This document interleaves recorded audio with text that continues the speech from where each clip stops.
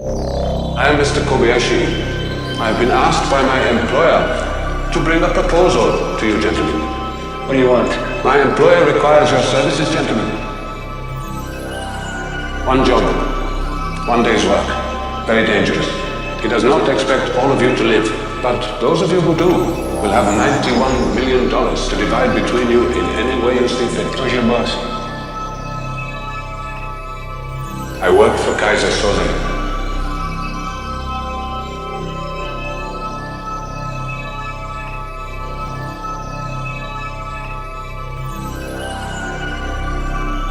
Who's Kaiser Soze? Judging by the sudden change in mood, Mr. Kent, I feel sure the rest of your associates can tell you. I come with an offer directly from Mr. Soze. An order, actually. What do you mean, an order? In 1981, Mr. Keaton, you participated in the hijacking of a truck in Buffalo, New York. The cargo was raw steel, steel which belonged to Mr. Soze and which was destined for Pakistan to be used in a nuclear reactor. The most profitable violation of UN regulations. You had no way of knowing this, Mr. Keaton, because the fellow shipping the steel was working for Mr. Soze without his knowledge. Earlier this year, Mr. Fenster and Mr. McManus hijacked a 2-prop cargo flight out of Newark Airport. The plane was carrying gold and platinum wiring, also set for Pakistan. 2 months ago, Mr. Hockney stole a truck carrying gun parts through Queens. Gun parts which were set to be destroyed by the state of New York. They were to be lost in a way station and rerouted to Belfast. Again, Mr. Soze using pawns who had no knowledge. Which brings us to Mr. Kent. 9 months ago, one of Mr. Soze's less than intelligent couriers was taken in a complicated confidence scan by a cripple. He was relieved of $62,000. Now, it has taken us some time to find you. Our intention was to approach you after your apprehension in New York. You set up the line? Yes. You were not to be released until I had come to see you. It seems Mr. Keaton's attorney, Miss Finland, was a little too effective in expediting his release. Holding the rest of you became a moot point. What about Redfoot? Mr. Redfoot knew nothing. Mr. Soze rarely works with the same people for very long, and they never know who they're working for. One cannot be betrayed if one has no people. A modern day remake of Matthew Vaughn's Layer Kick, a Coen brothers end up with Timothy Chalamet. A Citizen Kane prequel, a Midnight Cowboy sequel, Alvin and the Chipmunks deserve another squeak. There's so many new ways to revisit Sideways, but a graphic novel is how we choose to update. But we still hold fast, you can't change the past on the Ruined Childhoods podcast. You make my life. Without you. As long as you are there, and you. These are 5 tracks that include the word you on the 1975 album You by Aretha Franklin. Although it is a commercial failure, You featured at least one hit song, Mr. DJ, 5 for the DJ, a fun call-and-response pop classic that kicks off the album. Though described by Rolling Stone as a supper club soul album, You also dips into the classic Aretha R&B and even a bit of disco. With roots in East Coast dance clubs, disco emerged in the late 1960s, mostly appealing to those identifying as Black, Hispanic, Latinx, and Italian, and also the LGBTQ+ community. Popular disco artists consist of ABBA, Gloria Gaynor, the Bee Gees, the Jacksons, and Trump inauguration performers, the Village People. And although its popularity waned in the early 1980s, disco remains a strong influence on the music of contemporary hitmakers like Bruno Mars, Daft Punk, Kylie Minogue, and Dua Lipa. Disco's popularity was also the focus of many films. We all know Saturday Night Fever, Xanadu, and Roller Boogie. In fact, film critic Roger Ebert heralds disco's innovative dance moves as an escape from the general depression and drabness of the political and musical atmosphere of the late 1970s, likely referring to the fallen popularity of unstructured psychedelia in hippie culture. The late, great Roger Ebert has come up a lot on this podcast. His film critique was vital to the success of movies during his long tenure as a critic for the Chicago Sun-Times from 1967 until his death in 2013. And when paired with rival Chicago paper, the Chicago Tribune's critic Gene Siskel, their thumbs-up, thumbs-down scale became the fun punchline for generations of film critique critics. But what many people love are Roger Ebert's negative reviews. He absolutely hated Armageddon. He tore apart Fear and Loathing in Las Vegas. And about this week's film, Roger Ebert said, "To the degree that I do understand, I don't care." Greetings, Starfighters. This is Ruined Childhoods. I'm John, joined as always by my brother Dan. And on this episode, we dig into the 1995 crime hit The Usual Suspects, the story of a police investigation and an informant that makes them wonder, in the words of Aretha Franklin, who's zooming who? Dan, if you were in a police lineup, what celebrities would be standing beside you? Oh, goodness. Let me see. If we're talking an actual police lineup, like not one, orchestrated by a shadowy mastermind. Right.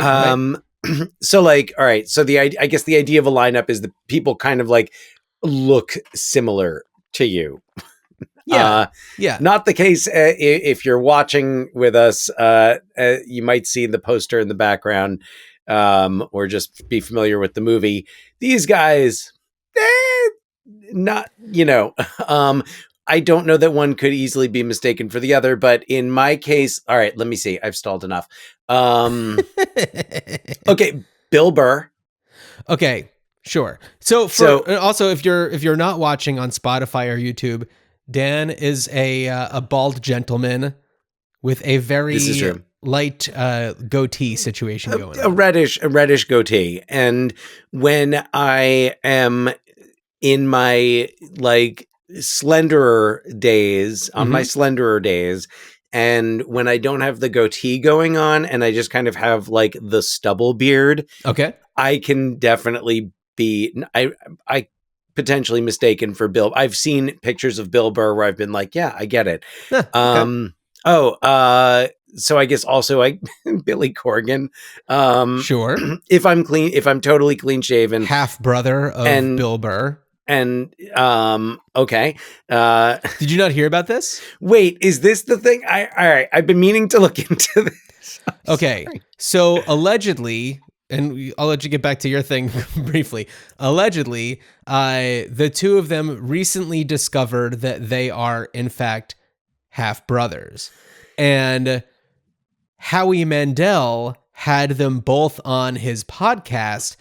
And Billy Corgan came on under the impression that Bill Burr was okay with him coming on and talking about this. Such was not the case. Okay. Bill Burr was like, I thought that this was like between us, kind of a family matter kind of a thing, not something that I really want to talk about.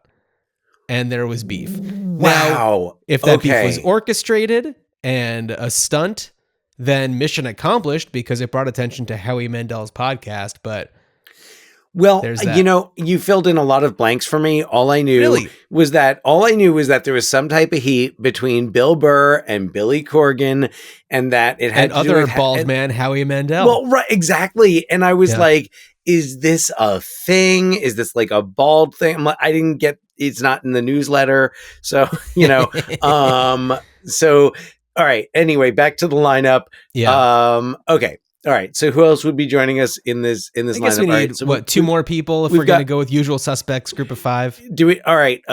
So we always have to go a little bit to an extreme. So let's say Stone Cold Steve Austin. Okay. I have a Stone Cold Steve Austin action figure in my classroom. And sometimes my students will ask if it's me. Oh, boy. And I'll be like, "Oh, you're so kind." Yeah. I was going to say that must be the most flattering thing for you. They are, yeah. Sometimes they know the right thing to say. Other times they know the absolute wrong thing to say. Sure. And they say, cherish those Stone Cold Steve Austin moments. Oh, that I do. So, all right. What am I need one more? Sure. I need one more. Okay. All right. Oh, geez. Let me go. It's like a roulette wheel of right now. Let me explain who's spinning through my head. I've got Will Sasso. Okay. Kevin James, but like Kevin James, like in the movie where he's like bald and has like the stubble beard. Maybe I don't know if I've seen the that bad one. guy. It might be like Kevin James is like a psycho killer. Oh, okay. Type thing. And there's like a John Travolta, like one of those John Travolta. It's like, does he need the money that bad? And he's on the, oh, you know what? It's like not from Russia with Love, but it's something like it's some movie like that where he's got this look, like the Got it. bald, and it's more the stubble beard. So you know what? I'm gonna go with Will Sasso. Let's go with Will Sasso. You know what? And honestly, what an interesting group of people. At least you would be entertained in the holding cell with them. Oh, abs. And you know what? Actually, Will Sasso and Stone Cold Steve Austin have, because Will Sasso's done a lot of stuff with wrestling. Okay. And I'm almost positive they've had interactions before, you know, whether actually on TV or social media Right. or whatever. But yeah, so we're gonna go. All right. So what is that? Sasso, Burr, Austin, Corgan. Oh, do I keep Corgan though? Is that going to be awkward, or is that going to be, maybe that'll be cool? Like Austin will bring the beer and Y'all just sit back in that holding cell and just watch things unfold. yeah, absolutely. You know what? Let's make it happen. That's a lot. I'm excited, John. I'm sorry. Wow, got off track already. But it's No, kind this of like is on track. This is on track. We talk about movies. We're talking about the usual suspects, and it's natural to talk about who would be your, you know, group of usual suspects with you. We'd have a good time. I would definitely be the like verbal Kent of the group, I feel. But oh, the quiet guy. they'd just be like, "Who's that guy?" Yeah, the who's that guy. That's Wiener. Yeah, totally. So I mean, yeah, John, who's in your lineup? You know, Dan, I ask you these questions, and I always forget that you might kick it back to me. Oh, quid pro So quo, I might little brother, quid pro quo. I might need a little help with this one. I guess if we're talking like celebrities who bear a similarity, what's up? Let's get the description here. So if you're not watching with us on a watchable platform, Right.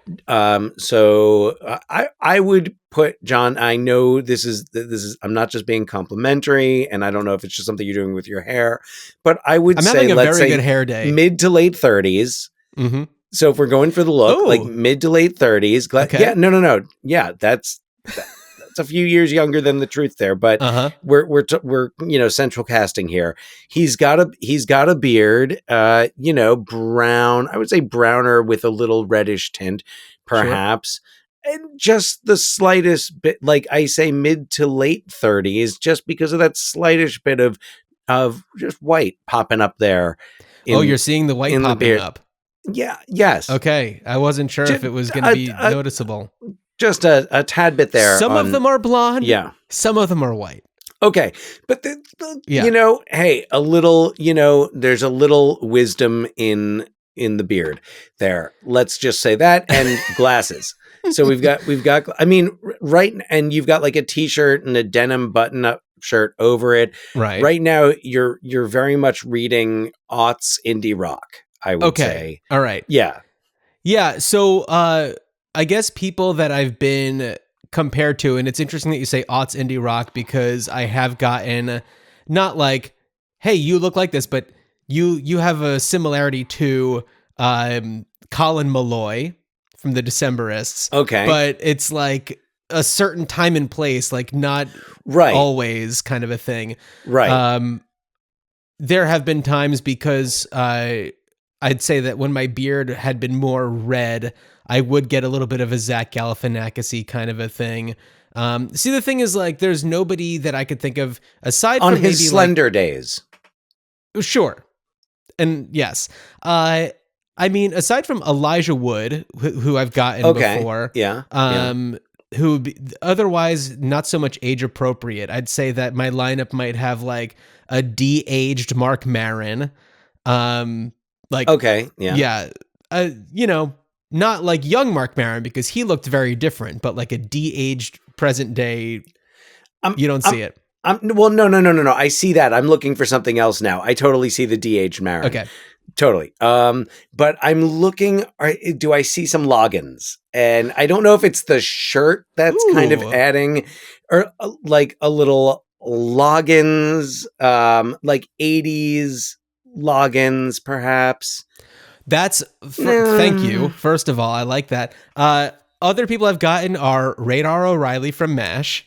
So You I'd take say the beard away and you take the beard away. Right. get- When I get it. am clean shaven. Gary Berghoff, Gary by the Berghoff, way. if you will. But Wonderful performance in the Um, film and the series. yeah. So all right. So we're going with a time traveling Gary Berghoff, Radar O'Reilly, Elijah fine. Wood. If I'm gonna have three more, I guess I do the de-aged Marin. Okay. All right. Oh, WTF, you know? You know who I was recently told that I looked like? There was like a picture. Are you not including Colin Malloy? I don't know. Is it too much Portland in one line up there? Yeah, it might be. You know, somebody recently told me that, and speaking of like aughts indie rock, and I'm looking for his name, but the front man, like Ben Gibbard. I've never gotten Ben Gibbard, but I No? like that. But the lead singer from Beirut. Oh wow, okay. Somebody saw a picture of him and was like, "That looks like Time and John." place. So wow, okay. I gotta look that up now. I don't know his name. The band, not Zach the city. Condon. Okay. The trumpet, Beirut. flugelhorn, ukulele, and vocalist. Oh, you know, okay. I mean, the first image that popped up. Oh, yeah, wow. Okay, hold on. So, wait, John, hold on. I got to hold this up. Can you see, do you see what I see? Okay, that is kind of eerie. That I mean, I'm also totally looking looks- at like this guy right here.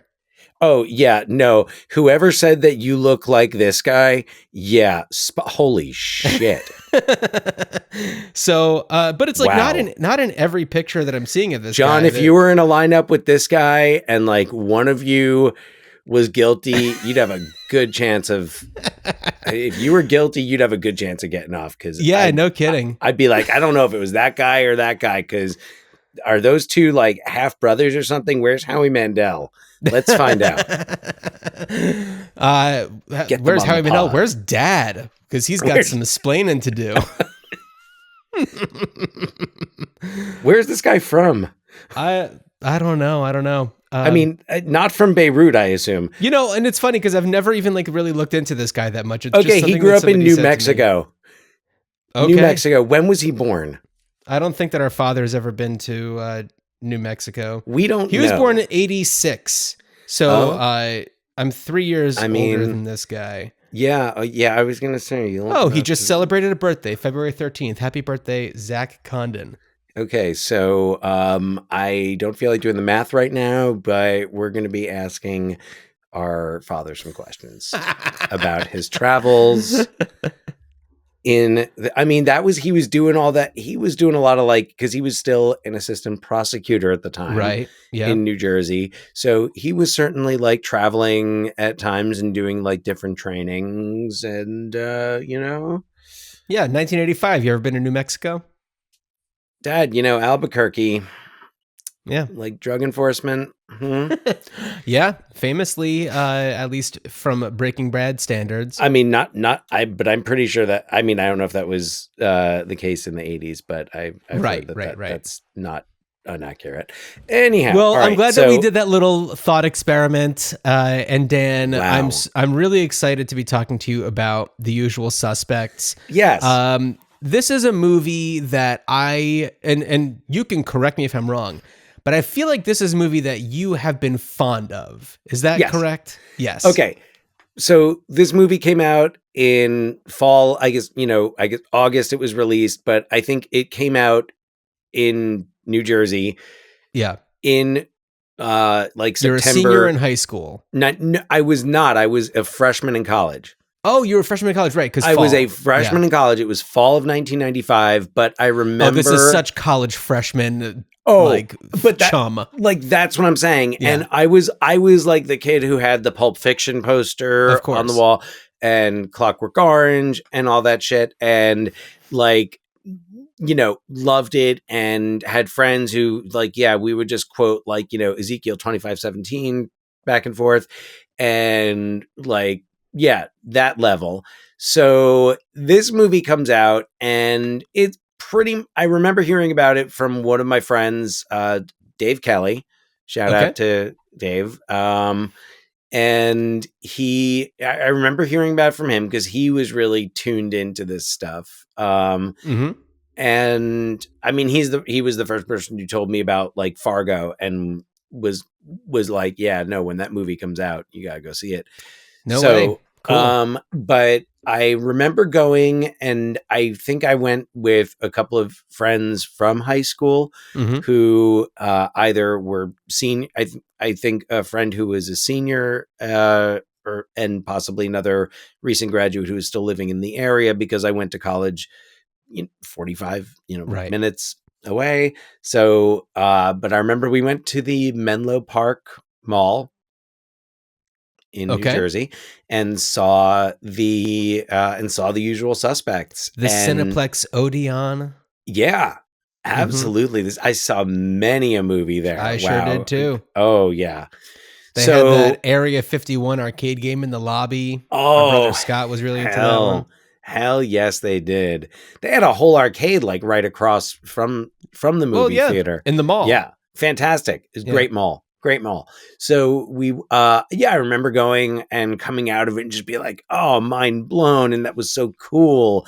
And the dialogue was so cool and everything was cool about everything is cool. And I was cool for liking it. But like, but it was also, it had that cast of actors in the mid 90s, like Chaz Palminteri, because that was like his moment Post-Bronx there. Tale. Yeah. Post-Bronx Tale, post-Bullets Over Broadway. Yep. So Chaz Palminteri in there. Can I tell you a quick thing about Chaz Palminteri? Of course. I always take IMDb trivia with a major grain of salt. Of course. But there was something in there that said that when he was younger, he was in a hair metal band called Chazamataz. And I'm sorry that you were drinking a beverage as I was saying that to you, but I don't know if that's true, but it's so damn funny to me. Chaz Palminteri with like big hair doing metal, Chazamataz. All right. I'm going to resist the temptation to look that up right now because I cannot be I don't know if you'll find any it. more information aside from just that IMDb trivia, but that's kind of amazing. Yeah. I need to know. That's if fantastic. If anybody listening out there is or knows Chaz Palminteri and can confirm or deny, please let us know. ruinchildhoodspot@gmail.com. Dan, you were talking about the cast of The Usual Suspects. Absolutely. A hero of 1990s cinema, Kevin Pollak of A Few Good Men. Grumpy Old Men. Other movies with men in the title. Yes. Avalon, which does not have the word men in it, but a great movie as well. So you've got Kevin Pollak in there. You've also got Kevin Spacey, who we'll talk more about, of course. Stephen Baldwin. Right. So the age of the Baldwins. This is post Threesome, I think, was the big Stephen Baldwin movie. I think Biodome came pre-Biodome. This is pre-Biodome, post Threesome, starring Pauly Shore, who I've got behind me a little. My Pauly Shore dinosaur. Yep. There you go. There you go. Weasel for anybody watching on Spotify or YouTube. Yeah. And let's see, you got Gabriel Byrne, who's got some major gangster cred from Miller's Crossing. And you've and you know who you have in this movie I know it's like you go back and you're like, man, this guy's been in movies forever, but this was the first movie that I really was like, who is this guy? Benicio del Toro. Benny the Bull, Benicio del Toro. Got Pete Postlethwaite. Because Dan Hedaya. Pete Postlethwaite, who major moment after In the Name of the Father a couple of years earlier. But Pete Postlethwaite, who again have some things to say about his character. Okay. Moving forward. So, Dan Hedaya, who's just, I mean, like, been in everything. He's eternal. Looks the same in everything. Yeah. Acts the same in almost everything. He doesn't act the same in Commando, but he generally has that same vibe in everything. It's modified for Dick. Sure. Great performance. He plays Nixon in that. Yeah. Well, when you're playing Nixon, you can't just be Dan Hedaya. And he's in one of the Alien movies. I think it's like Alien Resurrection. I think he's in Alien. Yeah, I think he's in Alien Resurrection. Yeah. I definitely was like, all right, check that one off the list. Is he in like the Marvel universe yet? Have we not? I don't think so. Also, he's got to be pretty old by now, right? One would imagine, yeah. He kind of like leveled out at a certain point. He's in the who Addams else? Family. Oh yeah. Mhm. Awesome in that. Oh, he was born in 1940, so he's 84, Okay, all right. So going on 85. hey, Dan Hedaya, getting up there, man. Oh, Susie Amos is in this, Yep, and I know she was in the movie Twisters, not like the Twister. latest Twisters. Sorry, Twister, not Twisters, but not the 1996 Twister. The like I think 1989 Twister with Crispin Glover. Okay, I didn't see that one. I think she was in that. Let me confirm that. Anyway, but she plays Edie Finneran in this, the lawyer girlfriend of Dean Keaton. For the time, great cast. Yes. For the time. Yes. Before any of these people became or were exposed for being problematic or showed their true colors, such as the case with Stephen Baldwin. Yeah. I mean, all right. So we got Spacey and Baldwin. Anybody else that Bryan Singer, the director. Oh, yes. Bryan Singer, the director of this. However, of course, the opposite direction is the Academy Award winning writer of this movie, Christopher McQuarrie, who has gone on to become like the filmmaker making Mission Impossible movies. Christopher McQuarrie, whose Mission Impossible movies are so much fun. However, it gives me a lot of pause about how close he is with Tom Cruise. Yeah. Well, also, so like Tom Cruise, you know, was a big fan of this movie, and which is why he eventually had. I mean, and this movie, like, put Bryan Singer on the map and led to he did Apt Pupil with Ian McKellen and Brad Renfro, and then did the X-Men, the first two X-Men movies. And then came back, I think, for Days of Future Past, maybe, or sounds about right. I don't have the information in front of me. Yeah. Anyway, but has since been, and then also like directed Tom Cruise in Valkyrie, which I think Christopher McQuarrie also wrote. Yeah. Not a bad movie. That's like a good, like, you know, B+ World War II movie. I remember seeing it in the theater. I saw like the a theater free screening. too. I don't know why I went to see that in the theater. There's nothing about that movie that screams like, "Oh, you got to go see this in the theater." To me, I saw a free like preview screening. Maybe I did too. Living did we go in New together? York. No, because I didn't see it in New York. Yeah, I went with my now wife. But I remember it was actually like she had the passes, I think, through her job or through her, like, she was in grad school at the time. So yeah. Anyway, I don't remember how, but yeah, we went to this screening. It was in one of the Times Square theaters. Yeah, and yeah, I remember like, you know, enjoying it and feeling like, oh, that was a good B+. And that, by the way, and this was also, you know, in the time when we thought that like, yes, Nazis, that's largely a thing of the past. I know. Not, you know, anyway. Yeah. Anyway, we've already brought up the Trunk inauguration once this episode. We don't need to bring it up again. Anyhow, so getting back to the usual suspects, John, shall I? Well, real quick before you synopsize, I just want to go a little bit into it because I remember that you seemed really into this movie. What's up? Can I interrupt with one more cast, an actor that we must not fail to acknowledge, Giancarlo Esposito. Giancarlo Esposito, of course, yeah. Excellent. Jack Baer? Speaking of New Mexico drug trafficking. I know, we talked about Breaking Bad. We didn't bring up Giancarlo Esposito. No, Gus Fring himself, is, he's FBI, right? Is he FBI? Something like that. I think so. Agent Jack Baer, yes. He's excellent. Anyway, not problematic. Just indicating that. Straight up excellent. Go on. So anyway, this movie definitely was and possibly like got greenlit or exists because of the popularity of like Reservoir Dogs and Oh, this yeah. whole like criminal underground intrigue, the group of the guys who are all criminals and the intrigue about what's going on with this, and it's all very talky and high concept criminals. So yeah. Well, and a lot of it goes back to one of the movies that I wrote down, also because it's by perhaps my favorite filmmaker, Stanley Kubrick, The Killing, a movie which puts together kind of a gang of criminals. The Reservoir Dogs has been. I watched kind of it not too compared a long lot. ago. It's from the 50s, right? Yeah, like 55, and, I think. Yeah. It's about a heist, a racetrack heist. Yeah, That's that kind of goes sideways.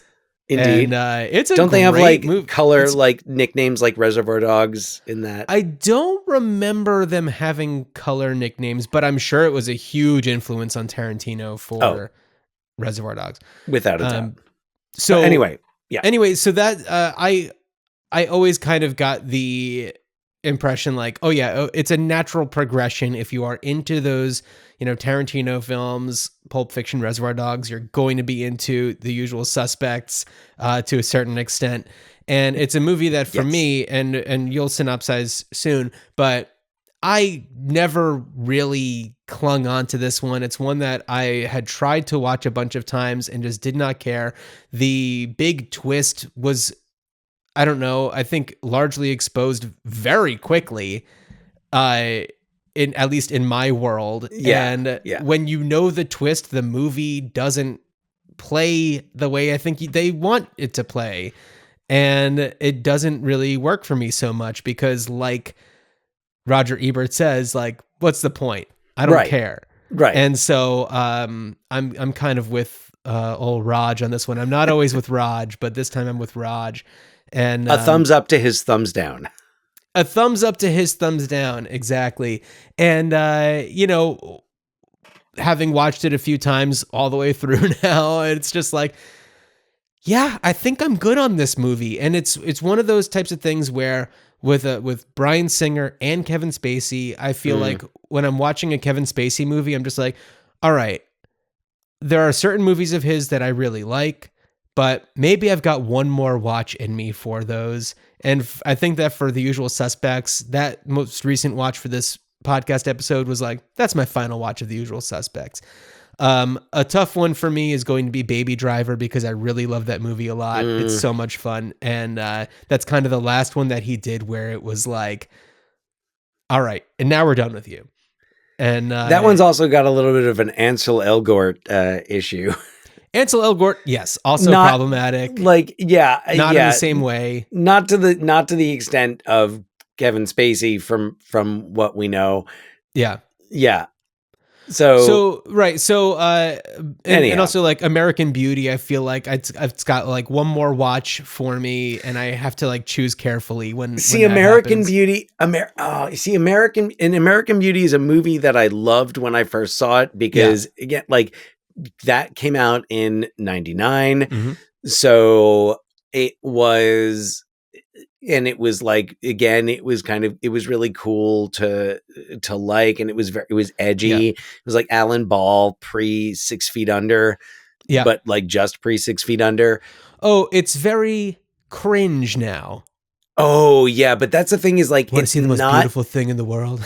Well, yeah, yes. So you take that, which has been parodied. I forget if it was like, again, I know we talked about Scary Movie, the last one, but I remember it was in like one of those movies with like parodying that it got character parodied everywhere. Insta parodied. Like as soon as it came out, it was parodied. Oh yeah. But also the only part of that has not aged poorly is Annette Bening's I was gonna say performance. Annette Bening's performance, so good. But like I can't like I could watch a highlight reel of Annette Bening in that movie and like I could, the see parts Rain of on My perform- Parade scene. Yes. Yeah. Exactly. So but there's nothing else in that movie that it's double cringe with Kevin Spacey. Yeah. So I do like the whole, moment. If we're gonna talk about it for a second, I do love the moment where he's like sitting inside the house and he's got like the remote control car, and Annette Bening comes in and she sees that there's this like new car in the drive or a vintage car in the driveway, Yeah, and she's yeah. like, "What the hell is that?" And he's like talking about how it's his dream car. He's always wanted it, and he just goes, "I rule." Yeah. And I do like that moment, but like that's pretty much all I need. Okay, so they're oh, you know what else all right, so I don't, and maybe I haven't gone back to it recently because of like the double, triple cringe factor, but like Chris Cooper, I remember Yeah. being like, all right, so like, yeah, Chris Cooper, this guy's That was like our major introduction to Chris Cooper as like a major player. before, well, Lone Star. Yeah, but like this was a big movie. I guess I was more into Lone Star when that came out, also because I was working at the video store Fair when enough. that came out, and I was, reading my, whatever Premiere Magazine, whatever else. I was really locked in. I knew what was going on then. But Chris Cooper is great. I hope that we'll talk about him again sometime soon. Maybe we'll do like adaptation or something. I mean, sooner. Yeah, I was going to say adaptation. He's amazing. damn good. Well, then go ahead anyhow. and do a synopsis, and then we'll really rip into this thing. And I believe Chris Cooper, before I do, also won. Did he win Best Supporting Actor for adaptation? Am I remembering that correctly? Ooh, he may have. I'm not gonna fact check you right now. But Well, and I know for a fact that indeed Kevin Spacey did win his first of 2 Academy Awards for his performance in The Usual Suspects. tell us a little more about The Usual Suspects. There we go. In the aftermath of a large fire and dozens of deaths on a Southern California pier, a meek criminal being interrogated by U.S. Customs agent recounts the story of a series of crimes he was involved with alongside 4 other men. It all started with a simple police lineup in New York, a lineup that resulted in these 5 crooks pulling off a daring heist and then laying low and working other jobs in Southern California. And the one person that ties them all together? A mysterious and menacing crime lord named Kaiser Soze. So we've pretty much talked about the cast. Yeah. All right, I'm gonna do it early because it's gonna happen. Spoiler alert. And also, it's like this movie has been spoiled to death, so whatever. To the point that the Wikipedia entry for Kaiser Sose is just a picture of Kevin Spacey. Yeah, except I don't think Verbal Kint is Kaiser Soze. Why don't you think that? Because the timeline doesn't work out, and the only character What timeline doesn't work out? All right. Anyway, let me go with my strongest evidence first, because my strongest evidence is this. The only character in this movie whose name we are told but is never confirmed as real, and in fact is confirmed as fake, is Pete Postlethwaite's character, Kobayashi. who Verbal Kint, Kevin Spacey, takes the name from the bottom of the coffee mug. And of course, as the coffee mug shatters and we see on the bottom, it says Kobayashi on it, we also think back, and this is something where after you've seen that and you go back and you watch the movie, you can see when Kuyan, Chaz Palminteri, tips his coffee cup back, you see Kevin Spacey's eyes looking up. And when maybe some people are catching that the first time, but I certainly didn't. And then you go back and when you watch it another time, you're like, oh, yep, there he is. He's getting Kobayashi. And you see him looking at the board. The next time you see it, you see him sitting in the office waiting for Kuyan. And he is just looking at the board. So he's a master liar, a master manipulator, regardless.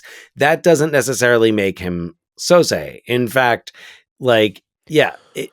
but what we do, so the only things that we know are true in this movie, because anything that he says, we can assume that he's likely lying. Any story that he's told, likely lying. But the one truth is that there's that person who survived the whole situation and says that, he saw, the person he saw Kaiser Sose. So this is the only person who can confirm the visual appearance of Kaiser Sose as he describes it. It is Kevin Spacey. The sketch. So that's Which the only could thing that we also, because the guy's wearing a hat. When you see, at least when you see in the what guy's flashback- wearing a hat? Okay, well, the person who they depict as Sose in Kevin Oh, I Spacey's guess, retelling that is Yes. maybe bogus. but it could also, like, Postlethwaite and Spacey have kind of a similar facial structure. I was thinking about it the last time I watched it, and I think it's entirely possible that Kobayashi could be Kaiser Sose. The person that we think of as Kobayashi, Sure. because he picks up, because who's to say that Verbal is not, I mean, there doesn't even have to be a lawyer. Like, that's all part of Verbal's story. Right. Kuyan buys it hook, line, and sinker. Well, okay. First of all, who cares? So what? Like, what does it matter who Kaiser Sose is? All that we know is that Verbal Kint and Kobayashi, if you want to call him that, Pete Postlethwaite's character, are affiliated with, if not are, Kaiser Sose. Maybe Kaiser Sose is both of them. Doesn't really matter. But so then there's the timeline issue where it seems like Kaiser Sose has been around longer and should be older. And it feels like and yeah, of course, the flashbacks about Sose are all like Kevin Spacey. They're all fabricated. Right. But apparently there's a file. Dan Methizer at Justice has it. So, important line. So, anyway, I don't know. And maybe it's because I've seen this movie so many times. Maybe I'm like, what's, and by the way, I know that this is online. I didn't get this from anything online. I know that there is a thread, because when I was looking online I was actually just kind of like, all right, let me see what it has as Kaiser Sose. I wanted to remember if Kaiser Sose was Hungarian or Turkish. Okay. So, and I saw that there's like a Medium thread about like that Pete Postlethwaite's character is Kaiser Sose. I didn't read it. Okay. So it makes sense to me. I've always imagined it's something that has never worked for me. Oh, interesting. Okay. Because when I think about it, I'm like, it's something, and I've overlooked it. It's just something that I've just thought like, all right, well, this movie is, and another thing I thought when I was watching this movie is that, well, some of it ages well, some of it was definitely cooler. Yeah. In 1995. And it does feel more of like a highlight reel and a way to sell people on Bryan Singer's filmmaking abilities and Christopher McQuarrie's writing. And, it won Oscars. Right. So, but I think I've always acknowledged the margin for error in this movie. Yeah. Okay, and go on. I have forgiven that, but it is definitely something that I have forgiven, is that like when in all the talk about Kaiser Soze, and we know that Dean Keaton is real. We know that these other people are real people because they are brought in. Yeah. I mean, Kuyan himself has a past with Keaton. Right. So, yeah, we know that certain things are... the only thing that's verifiable is that there was a police lineup in New York. Like, you can't make that up. You can't fake that. That's an easily verifiable thing. Well, and also who is in a police lineup. And there we go. But also the identities of these people are verifiable, including Verbal. Yeah. And he's got a record. He's been in prison. That's how he knows Keaton. Yeah. So, like, as Kaiser Soze and has just done time like voluntarily to meet other all right. criminals. Well, here's where I want to kind of follow up on what you're saying about the identity of Kaiser Sose. You know, this movie came out 30 years ago. Yeah. And almost 30 years ago. Yeah. And but it was, I don't remember if it was. Yeah. It is accepted that Verbal Kint is Kaiser Sose. And it's not one of those things where it really matters if he's not. You know? Well, no, exactly. Because, I mean, like, it's not like I don't disagree with Roger Ebert's assessment of like. Oh, so I wasn't what? trying to make that point, but it's more about it does tie back, and I guess it's because you know what, we're talking about it, and what conversation can you have? I guess about this movie that hasn't been had. Well, I don't know if this conversation has been had yet, and it's been 30 years, so perhaps it has been. But just listen to this one. Verbal Kint, or Kaiser Sose, whatever, is super uncreative. He's telling complete bullshit stories and having to look at a cork board in front of him to get inspiration for things. It reminds me of the time I was in a barbershop quartet back in Skokie, Illinois. I know, and it's just like, you could have brought up Skokie, Illinois if you wanted to. It's completely irrelevant to anything that's going on. But like, you need that to talk about it. Like you're given a cup of coffee and you start talking about how you were in Guatemala and made coffee straight from the, bean or whatever. And it's just like, you didn't need to look at a corkboard to see the word Guatemala to come up with a story that you don't need to tell anyway. And also it's just like any cop would be like, you didn't like roast the beans? Like, how did you make coffee straight from the tree? Like that doesn't make any sense at all. And now granted, in the story, we don't hear him saying that, there was a guy with like a, Irish or whatever accent. I don't know exactly where Pete Postlethwaite's from, and that his name is Kobayashi, and that why would he have the name Kobayashi but also have like an Irish accent? Like, right. You could have given him the name, Jenkins or something. Like, why does it need to be something that you read off the bottom of a mug? You can just come up with something. Are you that uncreative that you need to read it off of something and able to come up with a bullshit story?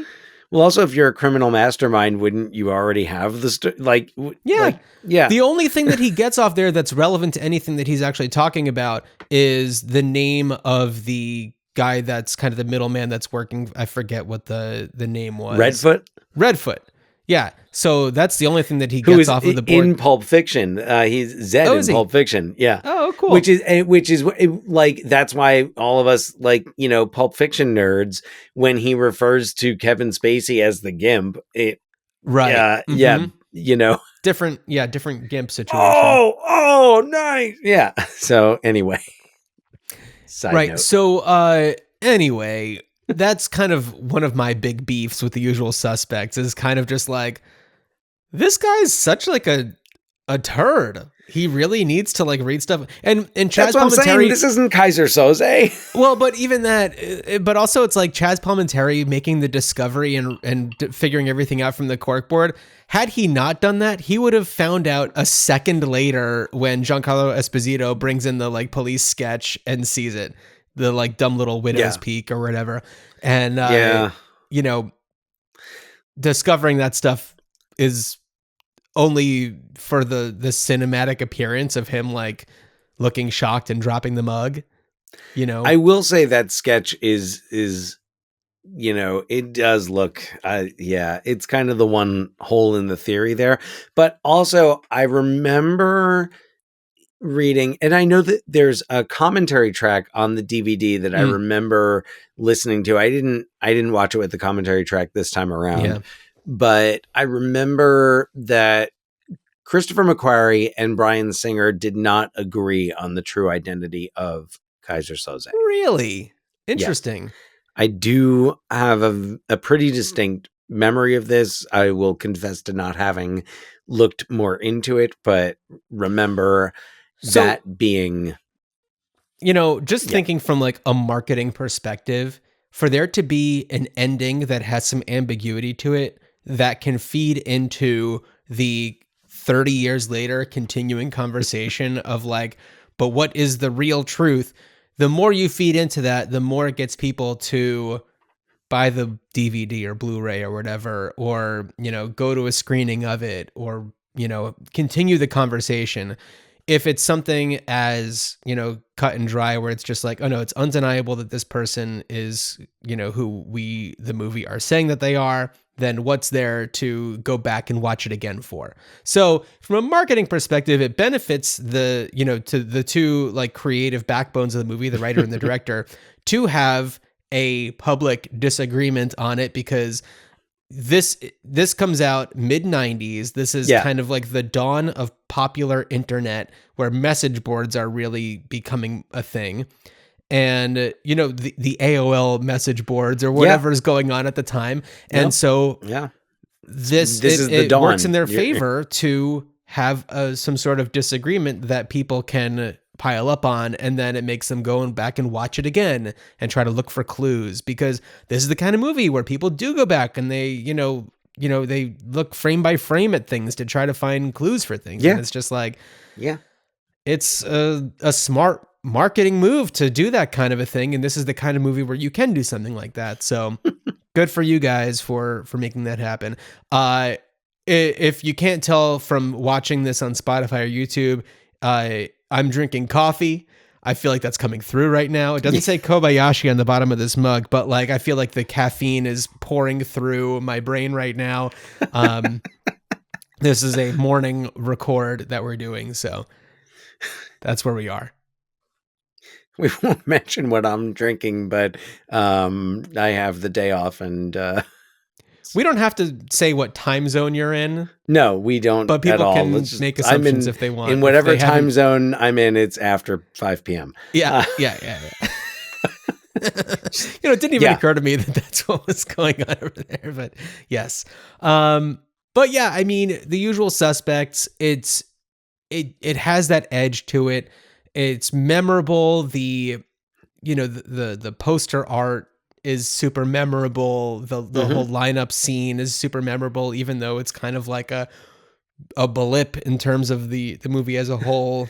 There's a lore to, the stories, the onset stories for this movie. And of course you have, performances from some bigger names. I don't know. It's very, it was super 90s actors, but was so for Kevin Spacey, who had been around and had done TV and film going back into the 80s.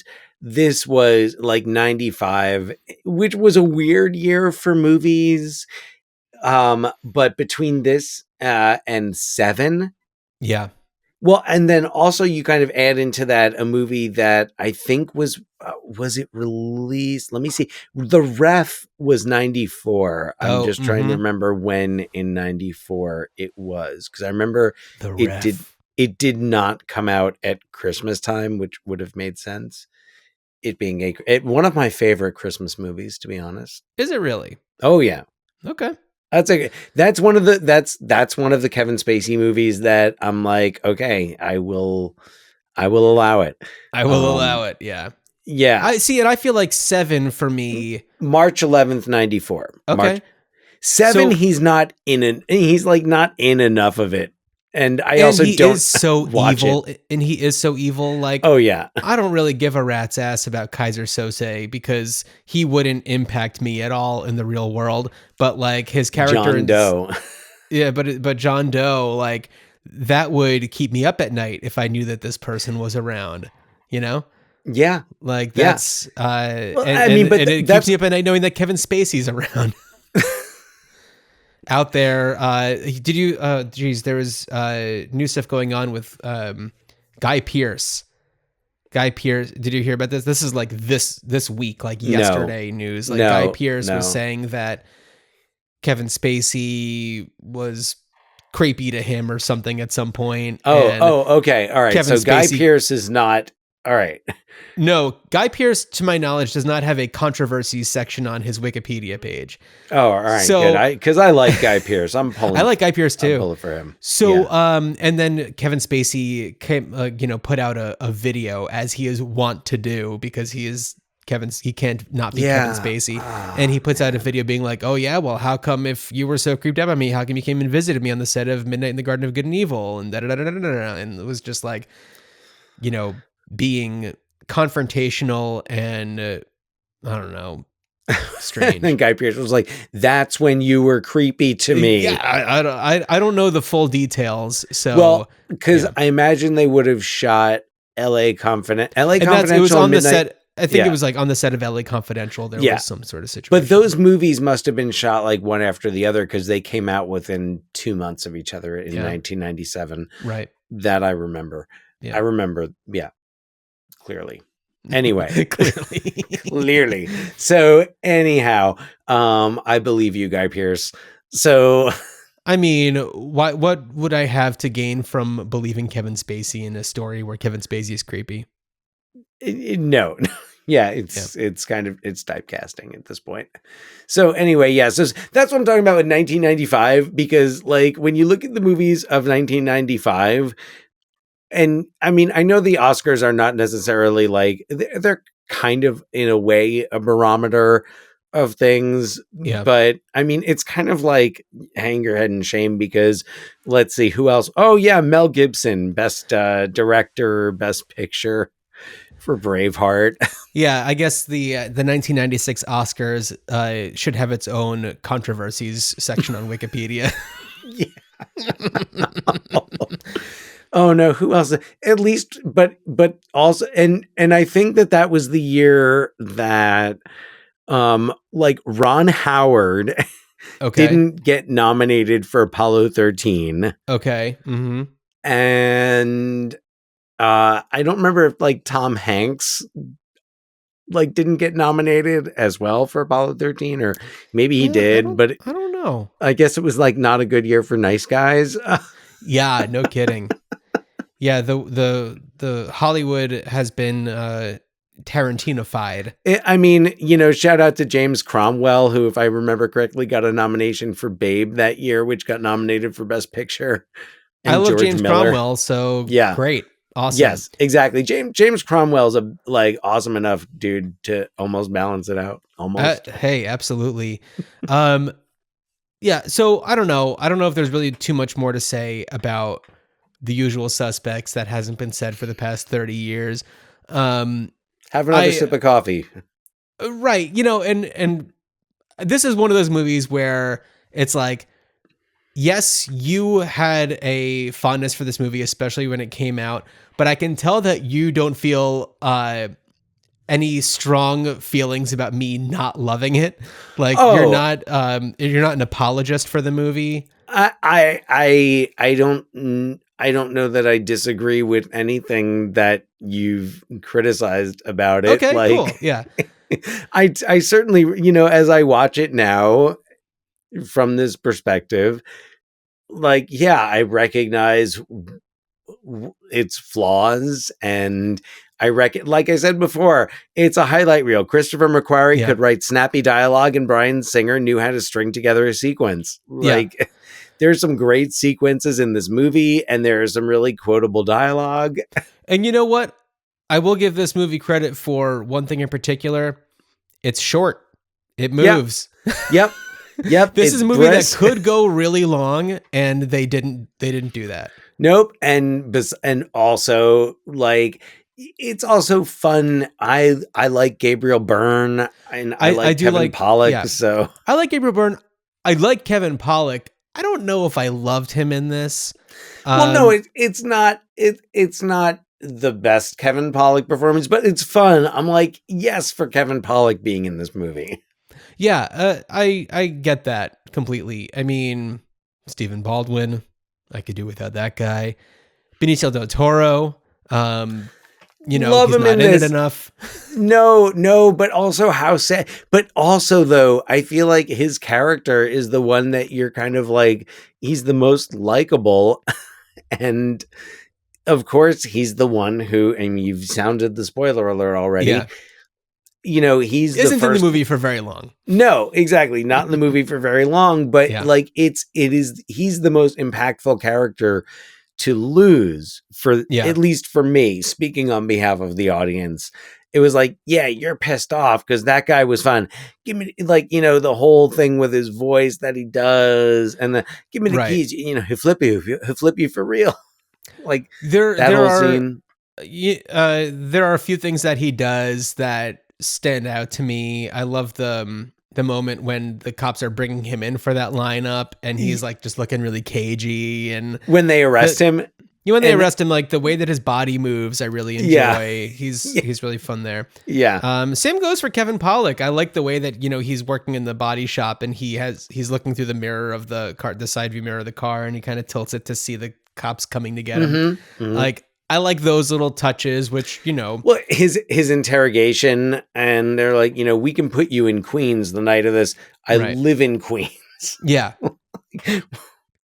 What do you got, a team of monkeys working around the clock on this? He delivers the dialogue perfectly. yeah, and he's great at that stuff. So anyway, let's move on to the okay. portion of the show where we theorize how we could potentially bring a movie back.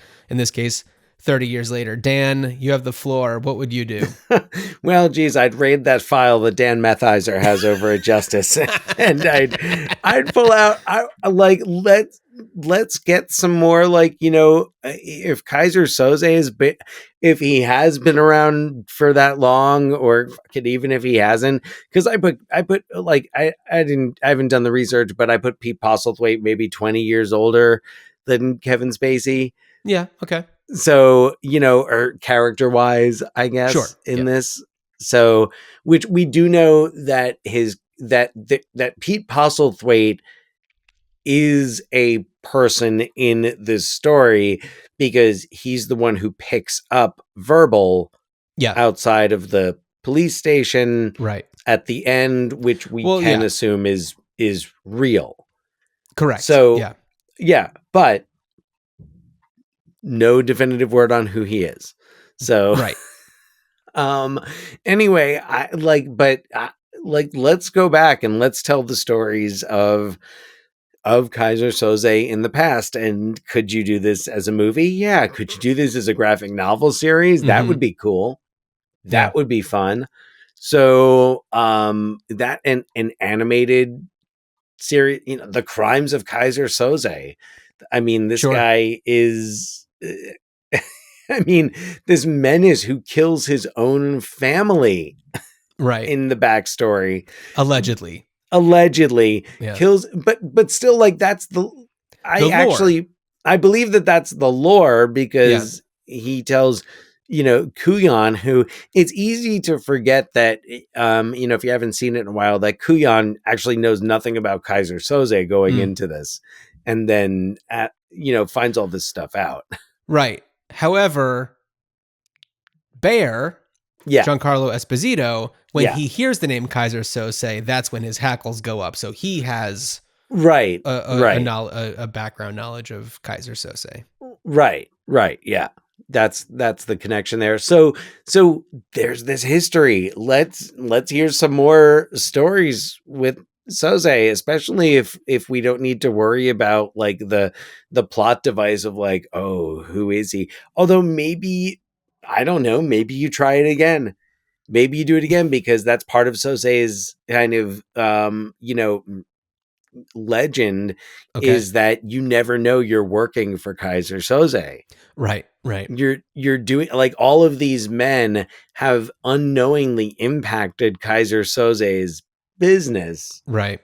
But that's just because he works in the shadows. He's the puppet master who works through intermediaries. So yeah, maybe you could try to pull that off again, but I don't think there's a point. Like, why not build the story? Why not flesh out the backstory of this menacing crime lord who's like a the criminals tell their kids Yeah. about Kaiser Soze, don't rat on your friends. There's like Kaiser Soze Yeah. will get you. I hear what you're saying, but I would push back on it just in the sense that like any other media, any other thing that comes out that I guess broadens the story or goes into any more detail about Kaiser Sose, it impacts the lore that the movie has and the fan, speculation about picking apart the truth of Kaiser Sose. If there's anything where it's like another story about Kaiser Sose, it impacts the way that those fans who, do their kind of internet sleuthing, approach the usual suspects. Or is it the kind of thing where, you know what? The internet chatter has died down a little bit. We need to fan the flames and put out something else, a little nugget that maybe increases the approach to investigating the truth about Kaiser Sose. So I don't know. As I was talking about it, I was like, or maybe, I don't know. I mean, there's enough, like, there's a large part of the history of Kaiser Soze that's just unknown, except that we can verify that there is a history of this guy because we know that in the factual events of the movie, he exists. But we also don't file. know if Kaiser Sose is a person or a number of people, or it's perhaps a Exactly. title that gets moved from one person to the other. Exactly. Well, you know what? Hey, Christopher McQuarrie, you're done with Mission Impossible, right? I mean, we've got the deadest of Dead Reckonings coming out this summer. That's true. Yeah, I mean, are you going to retire, or maybe is it time to revisit an old friend? Yeah. Could be. I'm telling you, it's Kaiser Soze. Yeah. What's your idea? So like I was saying earlier, like to revisit the character has a lot of implications, and that can get dicey. To remake it, it's kind of like how really do you approach something like this? But the one thing that I would say is that Giancarlo Esposito has he's been around for forever, but Yeah. he's, only being cast in more and more things and having Yeah. a higher profile.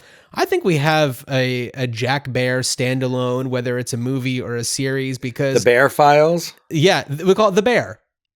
Oh, of course. Yeah. It's set in Chicago and he opens up a sandwich shop. There we go. So, Done. but I feel like, it's a great character. We all love seeing Esposito. He's so great. And, he's older. He's further along in his career, maybe the end of his career. And it's maybe like, revisiting cold cases or something. Not to say that Kaiser Sose would be part of it, but certainly the name would come up in chatter. But I don't think that this is the case that would come back. For some reason, it's making me think of U.S. Marshals. I tried watching U.S. Marshals and I couldn't get into it. Yeah. What about it is... Oh, no, just kind of like taking that character and then building a whole new story. Like the Tommy Lee Jones around, character. Yeah. I mean, this will be... I like it better as a series because I like, let's give Giancarlo Esposito a regular job and give him a steady paycheck. I mean, dude does not have any issues finding work these days. No, true. But let's give him a series to be the lead of, and let's make it, the Bear Files or whatever what I don't have a clever name for it, but Jack Bear, the Jack Bear mysteries. Let's bring back a mystery of the week thing. Hey, as a Murder She Wrote fanatic. Uh-huh. I wholeheartedly stand by what you're saying right now. It would be fun though to see him like trying to wrap up the cold cases. I like that being the kind of backstory saying like, hey, I'm definitely like, I'm getting too old for this shit, as they say. Yeah, but I just can't put down the badge until I figure out these few things. Like he can't sleep at night. Like, you know, speaking of Seven, I imagine him kind of like, you know, the Morgan Freeman character, you kind of like, you know, he's restless and he needs to. He's Morgan Freeman in Seven. He's Al Pacino in Insomnia. There you go. Yeah, absolutely. I love it. Cool. We like it. He's Giancarlo Esposito in the Jack Bear, the Jack Mystery Bear of the Week. Yeah. Love it. Cool. Well, Dan, before you tell everybody what we're going to be covering in our next episode, and if you have been listening for a little while, you'll know that we are doing a series, a year-long series where we're going from A to Z, then Z back down to A, working through movie titles alphabetically backwards and forwards. That was our U film. V is our next one. And if you have a movie that you desperately want us to cover when we're on our way back down the alphabet, please email us ruinchildhoodspot@gmail.com. Also, let us know how you would revisit these movies. It could be about The Usual Suspects. It could be about any of the movies that we've talked about before. Or maybe it's about our next movie. Dan, what is our next movie? Yeah, so our next movie is actually also celebrating, we talked about Usual Suspects is celebrating a 30th anniversary this year. Our next movie is celebrating a 20th anniversary this year. Our next movie is 2005's big screen adaptation of the graphic novel V for Vendetta. I mean, how could we not do V for Vendetta? No, of course. So V for Vendetta, directed by James McTeague, written by Lillian Lana Wachowski. Is it Wachowski or Wachowski? Wachowski, and starring Natalie Portman, Stephen Ray, Stephen Fry, John Hurt, and of course Hugo Weaving as V. Looking another movie I saw in the theater. Excellent. Well, we'll talk about that on our next episode. That we will. Cool. Well, anyway, Dan, as you are on your way, walking with your foot slightly, tweaked in, but then gradually moving to straight, I wish you a good journey. Good journey.